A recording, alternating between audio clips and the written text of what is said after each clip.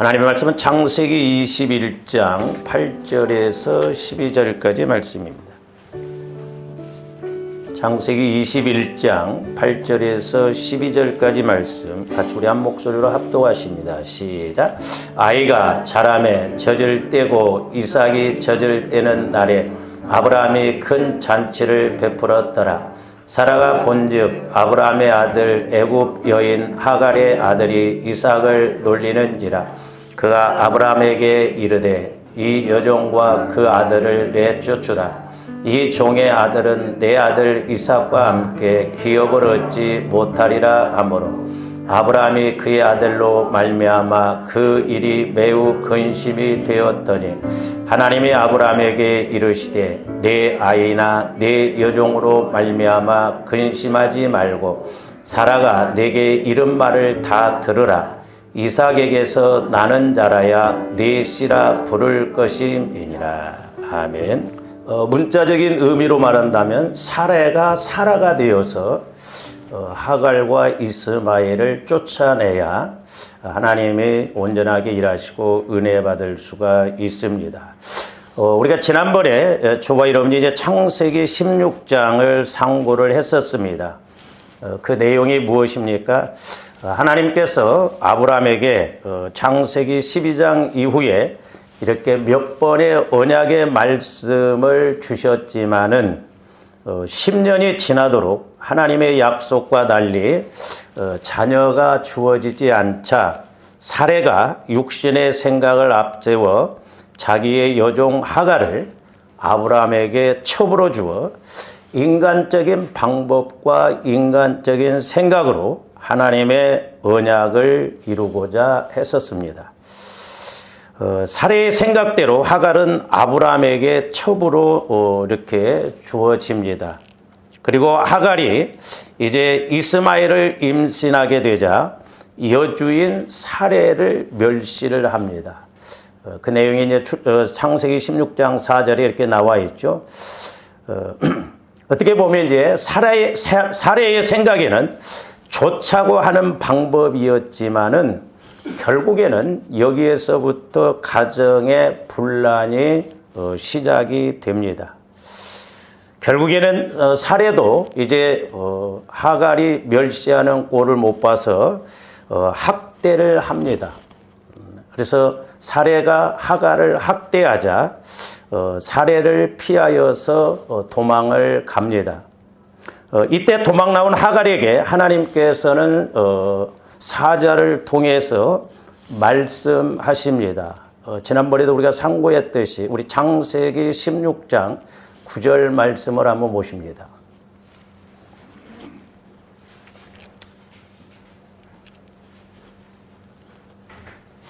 창세기 16장 9절 말씀. 여호와의 사자가 그에게 이르되 내 여주인에게로 돌아가서 내 수하에 그 수하에 복종하라. 제가 이제 창세기를 이렇게 아브라함을 통해서 설교를 하면서 저 말씀을 봤을 때 저 말씀을 어떻게 적용적으로 해석을 할까 이렇게 좀 생각이 많았었거든요. 이렇게 해석을 해보면 이렇게 되는데 이렇게는 안 되고 그래서 제가 이렇게 고민을 많이 했습니다. 적용적인 해석을 어떻게 해야 할까. 그러다가 이제 제가 기도하는 가운데 성령을 통해서 이제 말씀을 대하는 것 먼저 이렇게 두 가지를 깨닫게 해주시더라고요. 하나는 조원들이 말씀을 읽거나 들을 때 깨닫고 알아야 돼요. 우리 영혼에서 알아야 됩니다. 지식으로가 아니라 영혼에서 알아야 돼요. 우리 교회를 나오다가 안 나온 그 형제 하나가 감옥에 가서 예수를 믿고 나왔는데 자기를 전도한 그 친구가 성경을 300독 이상했대요. 근데 나왔다가 다시 또 들어갔어. 이 형제도 우리 교회 와서 이렇게 설교를 듣고는 저기 장로교회를 그 소개했던 그 부동산 권사님이 우리 교회 와서 이렇게 설교를 들으라고 하니까 거기 가서 듣다가 우리 교회에서 듣더만은 그 권사님한테 중흥교회 와서 목사님한테 설교를 들어봐라 그랬대요. 그러니까 지식적으로만 아는 건 그건 아는 게 아니에요. 오늘 많은 성도들이 말씀을 찾고 있던 지식적으로, 그래서 자기가 지식적으로 많이 알고 있으면 그것이 믿음인 줄 알아요. 그 착각이고 오해입니다. 믿음이라는 것은 저와 여러분들이 말씀을 통해서 내 영혼에서 체험하고 믿어야 될 줄로 믿습니다. 할렐루야. 그런데 이제 말씀을 읽다 보면 저와 여러분들이 이렇게 깨닫고 지혜의 말씀으로, 지식의 말씀으로, 분별의 말씀으로 이렇게 알면 돼요. 그래서 우리가 그 말씀도 많이 알아야 됩니다. 그리고 또 하나는 뭐냐면, 둘째는 이제 깨달아서 알았으면 믿고 적용을 해야 된다는 것이죠. 그래서 흔히 설교도 적용이 없는 설교는 설교가 아니다, 그런 말을 하는 거죠. 조합들이 말씀을 백날 듣고도 적용을 안 시킨다고 한다, 아무런 의미가 없어요. 우리가 말씀을 들었으면, 깨달았으면 적용해야 될 줄로 믿습니다. 그래서 여호수아가 이렇게 법궤를 메고, 제사장들이 법궤를 메고 발을 요단강에 디딜 때 요단강이 갈라졌거든요. 그래서 말씀을 적용할 때, 순종할 때 하나님이 일하심을 볼 수가 있습니다. 이건 보너스고요. 그래서 조함들이 말씀을 깨닫고 많이 알고 깨닫고 자꾸 적용해서 은혜 받기를 주님의 이름으로 축원을 드립니다. 사실 하나님의 언약은 아브라함과 사례를 통해서 이렇게 이루어져야 할 말씀입니다. 근데 여기에 하갈이 끼어들면 안 되고 끼어들어서도 안 됩니다. 그러면 누구 때문에 하갈이 끼어들게 됩니까? 사례의 육신의 생각 때문에, 즉 하나님의 언약에 대한 사례의 육신의 욕심 때문에 하갈이 끼어들게 되고 하갈이 개입하게 됩니다. 결국에는 이렇게 사례의 욕심이 하나님의 언약과 뜻을 어그러뜨리고 아브라함의 가정에는 뜻하지 않는 분란과 고통이 찾아오게 됩니다. 저는 그래서 창세기 16장 저 9절 말씀을 어떻게 적용을 할까? 적용적인 해석에서 어떻게 우리가 좀 이렇게 쉽게 좀 이야기를 해볼까 하는 기도하는 가운데, 제가 그림을 하나 이렇게 그렸는데, 먼저 그림을 보겠습니다. 저 그림이 이제 두 가지예요. 하나는 사례 그림이 있고, 하나는 사라 그림. 저 사례라고 하는 의미는 나의 공주라고 하는 그런 이름의 뜻이에요. 그래서 공주처럼 고귀한 여주인, 그런 말이에요. 공주처럼. 그러니까 사례는 원래 사례로 살아가면 안 돼요. 공주처럼, 여주인처럼 그렇게 살아갈 인물이 아니거든요. 사라로 바꿔줘야 돼요. 그래서 사례에 저 밑에 이제 제가 하갈이라고 하고 욕심이라고 그랬습니다만은 사실 사례와 하갈 사이에다 욕심을 집어넣는 게 맞는 거예요. 그러니까 사례의 육신적인 욕심 때문에 하갈을 데려오잖아요. 하갈을 개입시킵니다. 그래서 결국 하갈이 이스마엘을, 아들을 낳죠. 그 열매, 결과가 나타납니다. 그러니까 영적인 것도 그렇고 마귀 역사도 그렇고 틀림없이 저런 영적인 공식 속에서 나타나는 것을 볼 수가 있습니다. 저는 저 그림을 통해서 야고보서 1장 15절에서 16절에 보면 욕심이 잉태한 즉 죄를 낳고 죄가 장성한 즉 사망을 낳느니라. 그러면서 16절에서는 사도 야고보가 내 사랑하는 형제들아 속지 말라 그랬어요. 제발 속지 말라. 이 영적인 것과 육신적인 것을 구분을 못함으로 속고 간다 이 말이에요. 그러니까 저기 보면은, 자 보세요. 사례에게 욕심이 잉태해 있어요. 하나님께서 하실 일을 갖다가 인간적인 방법, 인간적인 욕심으로 하갈을 끌어들이죠. 그러니까 욕심이 잉태한 즉 하갈을 낳고 하갈을 데려오고, 하갈이 장성한 즉, 저 하갈을 데려온 것은 죄예요. 잘못된 것이라. 말씀에 불순종해서 자기 욕심대로. 그러니까 죄가 이제 하갈이 장성하니까 이스마엘을 또 낳습니다. 죄가 장성한 즉 사망을 낳느니라 그랬어요. 그래서 저기 보면 이제 이스마엘 아들 때문에 결국에는 사라가 고통을 겪죠. 가시와 같은 존재가 됐어요. 그리고 하갈은 결국 영적으로 보면 이스마엘을 낳지만은 하나님이 이렇게 쓰시지 않는, 그래서 씨라고 하지 않는, 어떻게 보면 사망으로 이렇게 볼 수가 있습니다. 그래서 육신의 생각은 육신의 욕심을 낳고 육신의 욕심은 육신의 결과를 맺게 합니다. 사례의 입장에서는 어떻게 보면 좋은 것이 좋을 것이다 이렇게 생각했지만 오늘날도 마찬가지예요. 육신의 생각과 육신의 욕심의 결과는 서로 하나 되어서 잘 될 것 같지만은 오히려 더 큰 문제와 고통 속에 빠지게 합니다. 자, 그러면 저 말씀을 좋아하는데 이제 적용적인 측면에서 한번 생각해 본다고 한다면, 자, 하갈이라고 하는 것은 여러분들이 사람으로 생각하지 말고 우리가 영적인 측면에서 이렇게 아브라함은 떼놓고, 이제 지난 주일 오후에 제가 아브라함, 사레, 하갈에 대해서는 설교를 했습니다만은 이제 일단 아브라함은 제껴놓고 사레와 하갈과 이스마엘 관계를 좀 이렇게 생각해 본다고 한다면, 자, 사레가 욕심으로 하갈을 끌어들였어요. 이와 같이 오늘날 보면 좀 더 적용적인 측면에서 보면 하갈은 돈의 욕심이 될 수도 있고 일의 욕심이 될 수도 있고 성공의 욕심, 또 자식의 욕심, 명예의 욕심, 여러 가지가 저와 여러분들에게 있을 수가 있습니다.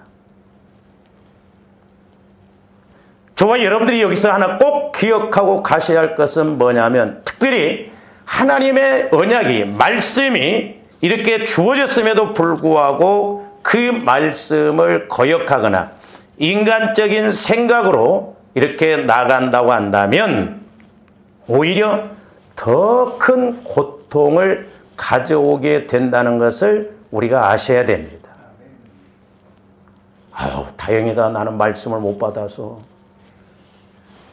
평생 가도 말씀 한 구절 못 받는다고 한다면 그 영혼이 살아있는 영혼이냐 이 말이죠. 병든 영혼이에요. 그 영혼은 더 문제예요. 제가 이렇게 목회를 해보면 해볼수록 말씀을 모르는 것이 문제다. 똑같아요. 영적인 공식은 구약시대 때나 예수님 시대 때나 초대교회 때나 오늘날 우리가 예배드리고 기도하고 그러는데 내 안에 말씀이 없어요. 말씀에 대한 깨달음, 말씀에 대한 체험, 말씀에 대한 믿음이 없으니까 상담해보고 대화해보면 나름대로 열심히 한다고 그래요. 나름대로. 이 말을 제가 제일 많이 듣습니다. 제가 꼭 이야기해 줍니다. 집사님, 나름대로가 아니라 말씀대로 열심히 하세요. 그럽니다. 그래서 이렇게 욕심과 불순종은 저와 여러분을 절대 평안하게 두지를 않습니다. 어떤 길은 사람 보기에 바르나 필경은 사망의 길이라고 그랬죠. 저와 여러분들이 속지 말아야 될 줄로 믿습니다. 이제 연세 드신 분들은 길어야 저도 이렇게 생각하면 앞으로 살면 얼마나 살까? 또 말씀을 깨달으면 얼마나 깨달을까? 급해요.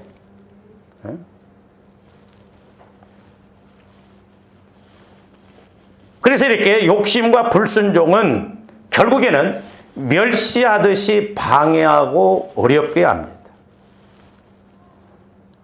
자, 사례가 하갈이 임신을 하니까 이렇게 하갈이 임신하니까 하갈이 사례를 멸시했다라고 그랬죠.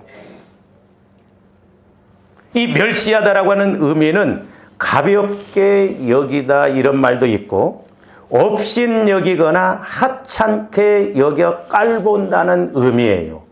멸시하다가. 그리고 사례를 여주인이라고 그랬는데 이 여주인의 의미는 강하다, 무겁다는 뜻에서 유래한 단어입니다.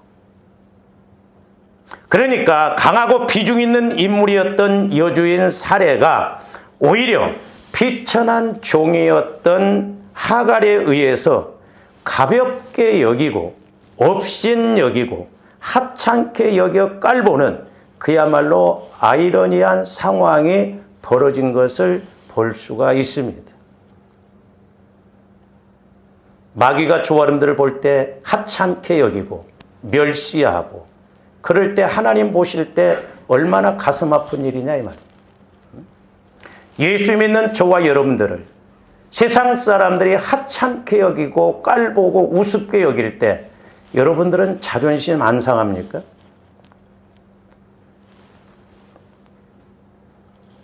저와 여러분들이 욕심을 이렇게 따라가면 사람이, 물질이, 직장이, 사업이 결국에는 여러분을 멸시하여 고통에 빠뜨리고 결국에는 믿음에서 나가 떨어지게 합니다.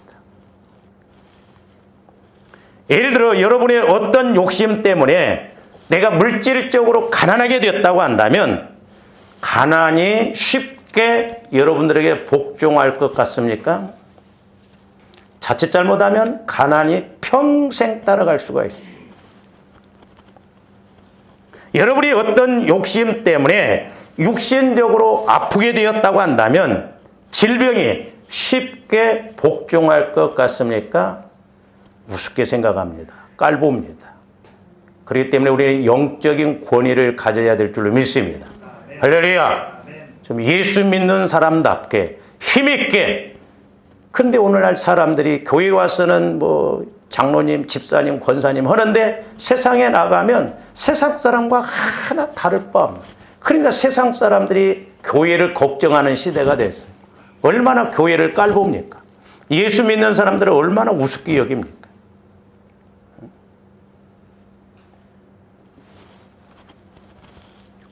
쉽지가 않아요.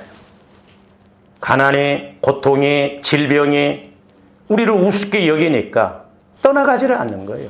깔보는 거예요. 하찮게 여기는 거예요. 멸시하는 것입니다.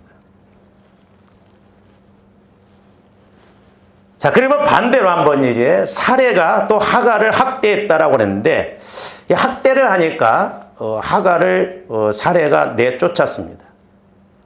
그런데 하나님께서는 하가를 다시 원대복귀시킵니다.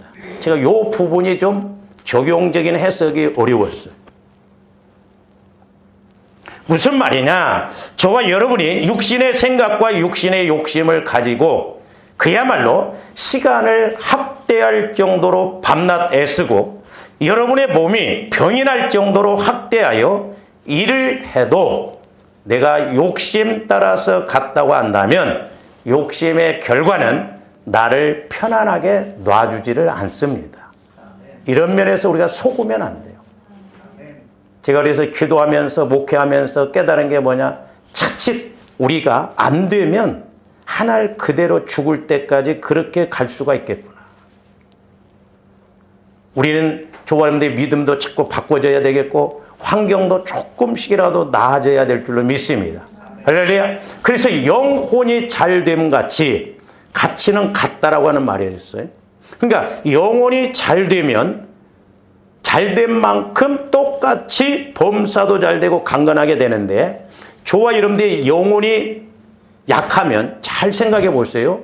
그러니까 환경적으로 어렵습니다. 그럼 마귀가 환경적으로 자꾸 더 어렵게 해서 환경 따라감으로 하나님 앞에 믿음 생활을 제대로 못하게 합니다. 이게 공식이에요.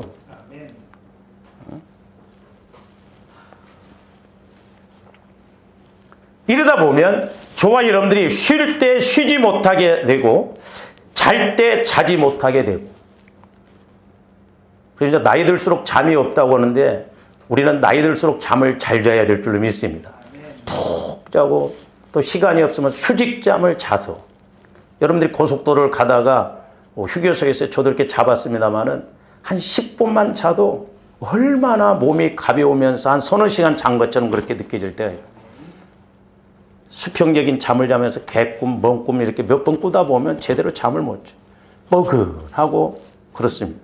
여러분들이 잠을 잘 때 깊이 자도록 기도해야 돼요. 할렐루야. 그래서 영역이 있어야 돼요. 잠도 영역이 있어야 잘 와. 내가 영이 약하면 마귀가 자꾸 육신의 생각 약함을 통해서 신경 쓰게 하고 걱정하게 하고 그렇게 해서 잠을 못 자게 합니다. 그래서 결국에는 신앙생활조차도 제대로 하지 못하게 합니다. 그러니까 보면 꼭 그렇죠. 그렇게 저녁에는 자려고 해도 잠이 안 와. 근데 예배 드리면 자동이요. 네? 어쩌면 그렇게 잠이 잘 오는지 몰라. 그렇게 자지 말라고 해도 자. 그게 영적인 문제예요. 심각하게 생각해야 됩니다. 내가 영적인 힘이 없으면 기도도 그렇고 모든 것이 약해져요. 그러니까 마귀는 자꾸 벌떼처럼 달라붙는다 이 말이죠. 그래서 지난번에도 우리가 상고를 했습니다만 시편 127편 1절 2절 봅니다. 여호와께서 집을 세우지 아니하시면 세우는 자의 수고가 헛되며 헛되더라고요. 그러니까 하나님이 세우셔야 돼요. 여호와께서 성을 지키지 아니하시면 파수꾼에 깨어 있음에 아무리 인간적인 노력으로 애쓰고 그러려고 해도 소용이 없어요. 옛날에 제가 군대 제대하고 이제 시간이 좀 있어서 우리 시골에 가서 이렇게 농사일을 돕는데 우리 그 친구 아버지가 자전거를 타고 이렇게 오시다가 우리 논이 이렇게 이제 그 길이 언덕바지가 이렇게 있는데 우리 논이 여기가 있었거든요. 근데 우리 친구 아버지가 자전거를 타고 오다가 어떻게 실수를 해가지고 쭉 미끄러져가지고 논바닥으로 푹 들어가 버렸어. 몰랐는데 나오면서 에이씨 보니까 엉망진창이야 막. 아이씨 이놈의 자전거가 뭐 어쩌니까 속으로 웃으면 나는데 웃지 못하고 막 어떠세요? 그러더니 아이 괜찮아요. 그러더만 그분이 가을에 가서 여름에 그랬는데 석 달도 안 돼서 암으로 돌아가시더라고요. 제가 그걸 보면서 그렇게 사시려고 몸부림치던 분이 가을에 돌아가셔. 참 어떻게 보면 인생 허망하더라고요. 저하고 친구인 우리 초등학교 동창들이 12명이었습니다. 벌써 한 5명이 갔어요. 나를 전도했던 그 목사도 친구도 뇌암으로 갔어. 우리 속으면 안 돼요. 모든 것이 하나님께서 세우시고 주장하셔야 될 줄로 믿습니다. 그 다음에 2절도 봅니다. 너희가 일찍이 일어나고 늦게 누우며, 그렇죠? 일찍이 새벽같이 일어나서 막 돈 벌러 가고, 어떤 데 보면 꼭 병원에 입원하려고 그런 것 같아요. 늦게 누우며 수고의 떡을 먹으며 헛되도다 그랬어요. 여러분들이 일을 많이 하시고 싶으십니까? 특별히 우리 여자분들 식당 하세요. 저희 큰형님 식당 할 때 보니까 진짜 일 많더라고요. 그래서 내가 신앙생활을 하면 절대 식당은 하지 말아야겠다. 그런 생각, 말려야 되겠다. 너무너무 힘들어요. 그러므로 여호와께서는 그의 사랑하시는 자에게 잠을 주시는도다 그랬어요.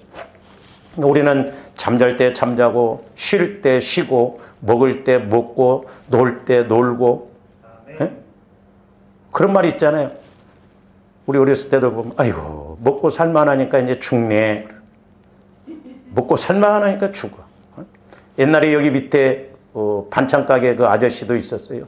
돈 엄청 벌었습니다. 응? 추석 때, 설 때 보면 3천만 원 막 이렇게 벌고 그랬어요. 근데 이렇게 낮에 일하고 이제 아침에 일찍 출근해가지고 막 뭐 준비해놓고 이제 10시쯤 가더라고 집으로. 그냥 아내하고 교대를 해. 가서 자다가 뇌출혈에 죽었어. 통장에 돈이 몇 억, 뭐 신안에 염전 사놓고 뭐 해놓고 뭔 소용이 있냐 이 말이죠. 예?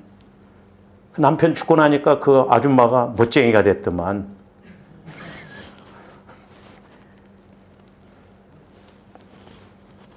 우리 넷째 큰아버지도 보니까 큰아버지가 돌아가신 거 오히려 편하게 잘 사시더라고. 현찮은 남자들은 빨리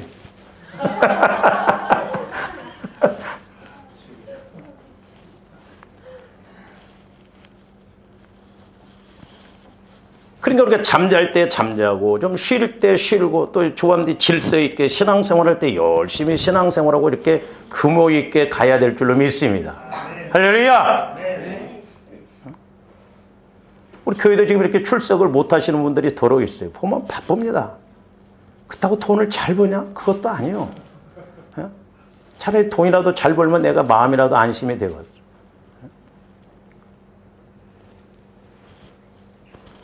이렇게 마귀가 욕심을 통해서 저와 여러분들을 무너뜨리고자 하는 교묘한 수법이 이 사례가 하갈을 끌어들인 것처럼 그렇게 해서 조원들을 어렵게 하는 것을 볼 수가 있습니다. 자, 요한복음 8장 44절 한번 보십니다. 너희는 너희 아비 마귀에게서 났으니 너희 아비의 욕심대로 그랬어요. 욕심. 그러니까 왜 망하느냐? 사람들이 다 욕심 따라가다 보니까 그래요. 욕심. 내 생각. 조원들이 날마다 처리해야 할 것이 뭐냐? 욕심이에요. 욕심을 쫓아내야 될 줄로 믿습니다. 심지어는 성경에서 죽이라고 그랬어요. 땅에 있는 지체를 죽이라고 그랬어요. 욕심대로 너희도 행하고자 하느니라. 그는 처음부터 살인한 자요 진리가. 그러니까 말씀이 그 속에 없으므로 진리에 서지 못하고 거짓을 말할 때마다 제 것으로 말하나니 이는 그가 거짓말쟁이요 거짓의 아비요. 그러니까 욕심을 통해서 영혼이 죽게 만들고 하나님과의 사망의 관계를 이끌고 가는 것이 마귀의 역사예요. 뿐만 아니라 요한복음 10장 10절에서는 뭐라고 말씀하셨습니까? 한번 봅니다. 도둑이 오는 것. 저기서 도둑이라는 건 마귀를 말해요. 도적질하고 죽이고 멸망시키는 것. 결국 마귀는 조함들을 영적으로 환경적으로 도둑질하고 육신적으로도 죽이고 결국 그렇게 해서 지옥으로 지옥으로 가도록 하게 한다는 것이죠. 그러면서 내가 온 것은, 우리 예수님이 온 것은 양으로 생명을 얻게 하고 영적인 생명, 영혼의 생명이 성장할 뿐만 아니라 더 풍성하게 하려 합니다. 이런 말씀들이 확실하게 깨달아지고 체험되어져야 될 줄로 믿습니다. 그리고 말씀이 실제라는 것을 아셔야 됩니다. 그래서 이렇게 욕심의 과정이라고 하는 것은 사례와 하갈의 관계를 통해서 볼 수 있듯이 멸시와 확대 관계로 발전하여 결국 같이 죽게 하고 같이 멸망하게 합니다. 그래서 여러분들이 욕심을 가지고 사업하다 보면, 욕심을 가지고 직장 생활하다 보면, 욕심을 가지고 일을 하다 보면, 욕심을 가지고 것을 하다 보면 그것이 망하면 결국에는 그 사람조차도 망하게 되는 결과를 초래하는 것이 마귀의 법칙이에요. 사업 망하니까 그 사람도 망해버리더라고요. 일을 그만두니까 결국 그 사람도 문제가 생기게 만들어버리더라고요. 그래서 하나님께서는 하갈에게 명령하십니다. 네 여주인에게로 돌아가서 그 수하에 복종하라. 적용적인 측면에서 보면 하갈은 사례의 욕심의 결과에서 생긴 것입니다. 그렇죠? 하갈은 사례의 욕심으로 인해서 생긴 것이죠. 그래서 하나님께서는 육신의 소욕에게 명령하십니다. 이제 하갈은 조화님들이 보면 내가 사례에 아직도 변화가 안 됐어요. 내가 육신적으로 신앙생활해. 그러면 마귀가 욕심을 통해서 주신다 이 말이죠. 근데 조화님들이 인식을 못하지만 하나님께서는 때로 조화 여러분들의 육신의 소욕에 이렇게 명령합니다. 그 육신의 소욕을 버리고 복종하라. 복종이 안 되니까 내가 끌려간다 이 말이죠. 하찮게 여김을 받아서 자꾸 당한다 이 말이죠. 이 부분이 저와 여러분이 인식하지 못할 수도 있습니다. 왜냐하면 하나님께서 직접 일하시고 역사하시기 때문에 그래요. 저와 여러분들이 하나님께서 직접 일하시고 역사하시는 것과도 알고 가는 조합이 되어야 될 줄로 믿습니다. 제 말이 아니라 로마서 8장 26절 27절 잘 아시는 말씀. 이와 같이 성령도 우리의 연약함을 도우시나니. 조합이 연약함이 있어요. 죄가 됐든 상처가 됐든 쓴뿌리가 됐든 도우시나니 우리는 그 연약함을 몰라. 그러니까 마땅히 기도할 바를 모른다는 것이죠. 근데 성령은 아시기 때문에 그것이 문제가 되기 때문에 하나님을 만나도록 하기 위해서 저와 여러분들이 하나님을 만나도록 하기 위해서 예를 들어서 제 영혼이 어떤 약함이 있으면 영적 약함 하나님 이홍규가 이런 약함이 있어요. 이런 죄성이 있어요. 이런 상처가 있어요. 이런 어려움이 있어요. 용서해 주세요. 성령이 말할 수 없는 탄식함으로 간구하신다라고 그랬어요. 처음에 제가 저 말씀을 받을 때 저는 막 돈 없고 몸이 아프고 그런 게 약함인 줄 알았어요. 그래서 막 하나님 앞에 엄살 부리고 막 아이고 내 새끼 알았다 그랬는데 성령께서 대뜸같이 책망하시더라고요.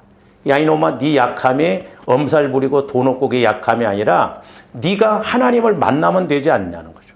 하나님을 만나야 되는데 네 안에 약함, 죄성, 상처가 있기 때문에 하나님을 못 만나게 한다는 거예요. 그래서 그 약함을 놓고 회개하고 그 약함을 처리하라는 것이죠. 어떻게 보면 조함대 기도 안에도 살아갈 수 있다는 것은 그나마 성령께서 이렇게 탄식하시면서 간구해 주시는 은혜가 있기 때문에 살아가는지도 몰라요. 전지전능하신 성령께서 조함들을 보실 때 뭐가 그렇게 기도해야 할 것이 많으셔서 탄식하시면까지 간구하시냐 이 말이죠. 이런 걸 생각한다고 한다면 저와 여러분들은 밤잠도 자지 말고 기도해야 되는데 가끔 가다 제가 보면은 어려움 가운데 하나님이 이렇게 은혜 주시고 복 주시고 그랬는데 언제 그랬나니 다시 원위치로 가는 사람들을 보면 은근히 부하가 침울해요. 그렇잖아요.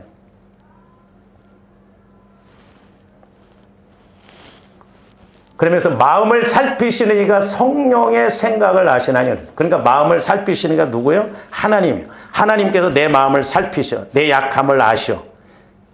그러면서 성령께서 나를 잘 아시기 때문에 언제나 성령은 하나님 뜻대로 간구하시거든요. 그러니까 성령께서 간구하시니까 하나님의 뜻대로, 성령의 하나님의 뜻대로 성도를, 조함들 위해서 간구하신다는 거예요. 성령은 너무너무 잘 아셔. 이홍규가 이런 것이 약해요. 이런 것이 약해요. 불쌍히 여겨주세요. 그러니까 하나님도 내 마음을 보시고 잘 아시기 때문에 성령께서 간구해 주신 그 뜻대로 우리를 이렇게 용서해 주시고 사랑해 주시고. 모르잖아 우리는.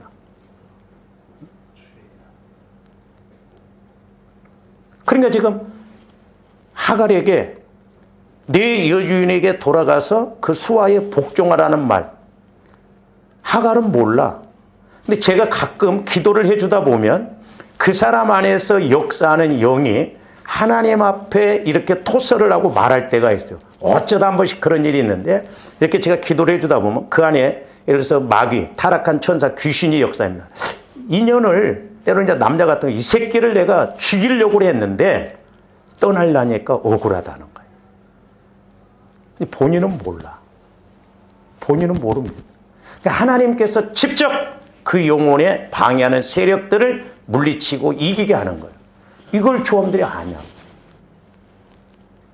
하나님께서는 때로 이렇게 기도를 시켜주신다 이 말이에요. 성령 하나님을 통해서.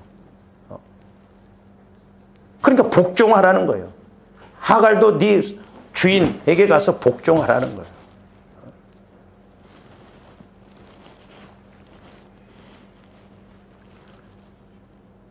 이 과정을 이제 조함들이 이렇게 살펴본다고 한다면 저는 한 세 가지로 이렇게 좀 추려 볼 수가 있는데 잘 보세요. 자, 첫째로는 사례가 하갈에게 멸시를 당하고 있죠. 멸시를. 임신했다고 해서 멸시를 해요. 사례를. 그러니까 우리가 환경 속에서도 때로는 마귀가 그 환경이 배후에서 그러니까 환경이 그런 게 아니지만 배후에서 마귀가 그렇게 역사해요. 우습게 여겨요. 조함들. 아이고. 그래서 제가 여러분들 언젠가 한번 귀신 들린 사람한테 한번 데리고 간다고 그랬잖아요. 여러분들 데리고 가서 딱 눈 맞추면요. 대부분 여러분 영적 상태가 나타나요. 마귀도 눈을 탁 쳐다보면서 여러분들 탁 오면 여러분들이 영이 약하면 딱 여러분들이 먼저 깔든지 아니면 귀신 들린 사람이 딱 가든지 그래요. 나봐! 해도 안 보려고. 이래요. 안 봐. 멸시한다니까요. 무시해요. 하갈이 임신했다고 해서 사례를 여주인을 가볍게 여긴다니까? 하찮게 여긴다니까요? 응? 조금더 영적인 상황 속에서 이런 걸 봐야 된다니까? 여러분들 어떻게 그 단계요? 어떤 단계요? 어디를 가든 내가 지금 멸시당하는 단계에 무시당하고 깔보고 우습게 다는 그런 단계예요. 두 번째로는 자, 하갈이 복종하는 단계. 하나님께서는 내 여주인에게 가서 복종하라고 그랬죠. 전데 이제 이 말씀을 묵상하면서 제게는 이렇게 이제 좀 깨달았는데, 이 복종하는 단계는 잘 보세요. 왜 하나님이 하갈을 사례에게 가라고 했는가? 사례가 아직 변화가 안 됐어요. 그러니까 복종할 수도 있지만 복종 안 할 수도 있어요. 그렇죠? 그래서 저는 뭐라고 표현하고 싶냐면 영적 잠복 기간이다 이렇게 말하고 싶어요. 그러니까 이 마귀가 아직 구체적으로 드러나질 않았어. 어떤 문제를. 잠복하고 있습니다. 조금 더 이런 것까지도 좀 알고 기도해야 될 줄로 믿습니다. 제가 가끔 기도다 보면 지금 현재 여러분들에게 아무 일도 없어. 근데 영적으로 마귀가 지금부터 점을 찍어서 끌고 가더라 이 말이죠. 잠복했다가 10년 후에 20년 후에 나타날 게 한다. 그래서 흔히 귀신 들린 사람들도 보면 너 몇 년 됐어 그러면 1, 2년 됐어 이렇게 말하는 귀신 하나도 없어요. 30년, 20년 제가 쫓아본 경우는 최하가 15년이더라고요. 15년 전에 이미 들어와서 잠복해 있어요. 그래서 때가 되면 지 정체를 드러내요. 이 사람을 완전히 사로잡겠다 싶으면. 제가 옛날에 처음에 신앙생활했던 그 교회 그 집사님이 새벽기도 나오면 지하에서 이렇게 기도했는데 그 개인 기도실이 따로 있었는데 꼭 혼자 들어가서 기도합니다. 3년을 그렇게 했어요. 저도 몰랐어요. 저하고 같이 고등부 선생님 했던 그 딸이 그 어머니예요. 우리 어머님이 능력받았다, 은사받았다 해가지고 받아 적은 것이 3년 받았어요. A4 용지로니까 1m가 넘게 쌓이더라고요. 3년이 지난 후에 어느 날 새벽에 기도하다가 교회가 발칵 뒤집어져 버려요. 문을 활짝 열고 나와서 한참 기도했는데 지금도 안 잊어버려요. 분빠 빠 일본 빵 아니다. 마귀 새끼는 방언도 제대로 못해요. 가나 나라 마바 사 한국 빵 아니다. 그때부터 교회가 쑥대밭이 돼버렸어요. 귀신이 갖고 노는데 목사님까지 갖고 놀더라고. 귀신 쫓으러 가니까 목사님한테 목사님 이것들이 기도니까 내가 힘이 나 그러더라고. 제일 기도 많이 하는 사람. 그러니까 이것들 대표기도 시키지 말래. 그러니까 목사님이 그걸 또 못 깨닫고 그런가 갖고 다 대표기도를 잘라버리고 초짜배기들 세워놨어. 제가 그때 여름 성경학교를 하러 가가지고 금요일 날 기도를 하다가 얼마나 영적 싸움이 심했는가. 제가 예물시계를 차고 있었는데 예물시계를 풀으면서 깨먹을 정도로 팔짝팔짝 뛰었어. 교회가 쑥대밭이 돼버렸어. 우리 매형 사돈아가씨 대학 졸업하고 보건소장으로 발령 나야 되는데 기도 생활도 아는 사람이 따라갔다가 그날 처음으로 방언하고 그러니까 뒤집어 써가지고 집에 와서 그냥 오줌 싸버리면서 오늘 내가 목사님을 만나야 된다. 그때부터 교회가 풍비박산이 돼버려요. 그런데 영분별을 잘해야 될 줄로 믿습니다. 근데 영적인 걸 모르니까 전부 지식적으로 신앙생활하고 그 수준 낮게 뭐 그러냐고 그러더라고요.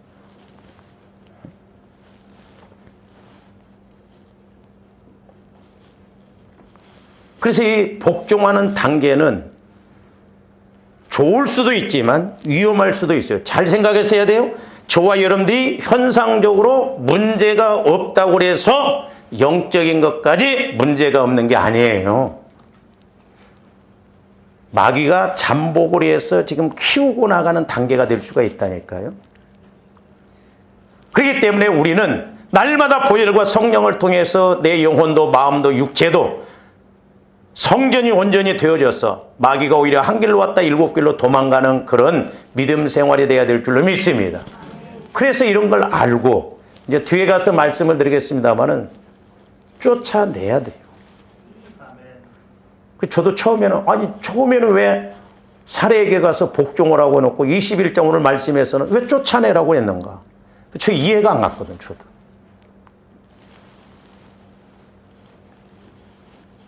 그 다음에 마지막 세 번째로는 하갈과 이스마엘을 쫓아내는 단계까지 가야 돼요. 할렐루야! 하갈과 이스마엘. 그건 살해의 욕심으로, 변화되지 않는 욕심의 생각으로 둘러들인 것이고 끌어들인 거예요. 그러니까 내가 변화되지 않고 내 마음, 내 생각 갖고 하면 어떤 길은 사람 보기에는 바르나 필경은 사망의 길이라고 그러죠. 그러면 해결책이 무엇이냐? 사례가 살아되어야 돼. 할렐루야. 사례가 살아되어야 돼.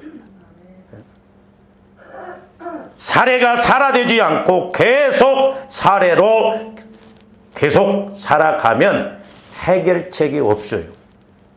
더 수렁에 빠집니다. 그래서 우리 하나님께서는 원인을 깨닫도록 하시기 위해서 그의 고난을 길어지게도 하십니다. 길어지게도. 잘 생각하세요. 저는 이제 두 가지로요. 그래서 창세기 16장 19절 네 여주인에게 돌아가서 복종하라 이 말을 두 가지로 이렇게 해석할 수가 있는데, 첫째는 사라에게 하갈을 허용하십니다. 복종할 수도 있고 복종 안 할 수도 있어요. 내가 육신적으로 가면 계속 육신적으로 가도록 그렇게 해서 얻어 터져서 문제가 빠져서 깨닫도록 하기 위해서 자꾸 그렇게 가도록 허용할 수가 있어요. 그렇죠? 좀 더 영적으로 좀 깊이 잘 생각해야 돼요. 또 하나는 뭐냐면 사례에게 하갈을 복종시키십니다. 사례에게. 고난을 멈추게 하셔. 그러니까 좀 더 고난이 멈춰졌다고 해서 안심하면 안 돼요. 우리는 계속 더 기도해야 돼요. 이때 신앙적으로 일어나야 됩니다. 물에 빠진 사람 건져내 놓으니까 또 놀러 다녀. 예를 들어서. 하나님 쪽으로 안 가. 그래서 신앙적으로 일어나지 못하면 또 반복될 수가 있어요. 1년 후에, 10년 후에 똑같은 일이 또 반복될 수 있다 이 말이죠. 그러니까 처음에 부지런히 내 마음이 주님 마음으로 성화가 이루어져서 나를 방해하는 것들이 방해하지 못하도록 아예 한 길로 왔다 7길로 쫓아내야 된다 이 말이죠. 복종시켰다고 그래서 문제가 없다고 그래서 해결되어졌다고 그래서 그게 좀 안심할 때냐 이 말이에요. 더 기도해야 돼요. 여러분들이 물질적으로 가난에 빠졌다면, 내가 아픔 가운데 있었다면 더 기도해야 돼요. 이것이 언제 또 나타날지 모르거든요. 날마다 우리가 깨어 있어요. 네? 지금 잠잘 때가 아니요.